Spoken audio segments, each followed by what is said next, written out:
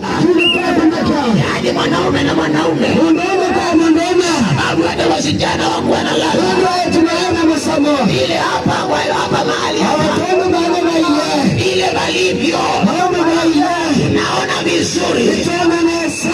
Wana wasichana wamekosa wana masomo, wana vijana wamekosa masomo, wamekula mokoka mpaka wakangoka nayo kila kitu. Haleluya, kwa mkosa